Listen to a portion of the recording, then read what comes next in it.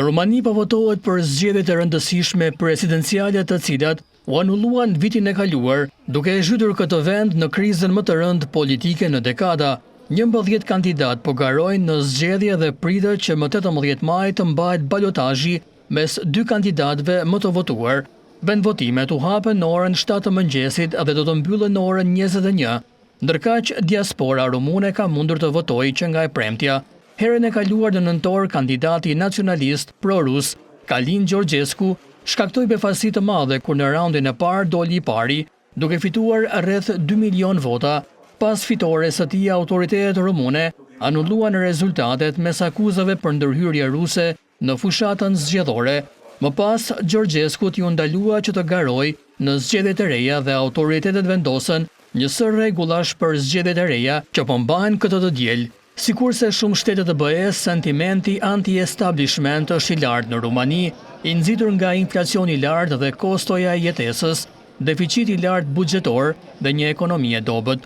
Gjysma e sondazheve lën të kuptohet se nacionalisti i ekstremit të djathtë Gjorgj Simion ka gjas të hyjë në raundin e balotazhit, ku pritet të përballet me kryetarin e Bashkisë së Bukureshtit, Nicusur Dan, apo me kandidatin e koalicionit qeverisës Crin Antonescu.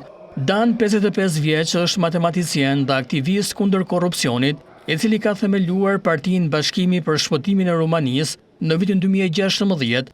Ai po garon me një ofertë pro Bashkimit Evropian.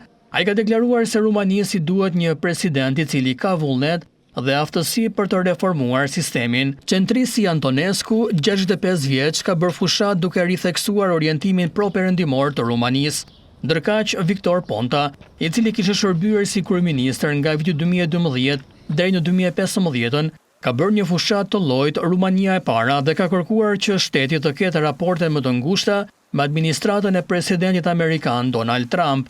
Një tjetër kandidate, Elena Lasconi, u rendit e dyta në raundin e parë të votimeve vitin e kaluar dhe po merr pjesë edhe në përsëritjen e zgjedhjeve.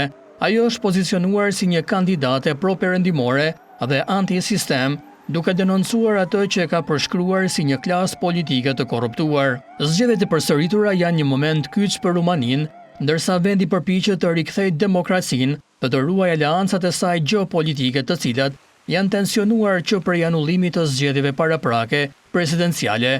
Presidenti në Rumani ka një mandat 5 vjeçar dhe ka rol të rëndësishëm në marrjen e vendimeve në fushën e sigurisë kombëtare dhe në politikën e jashtme.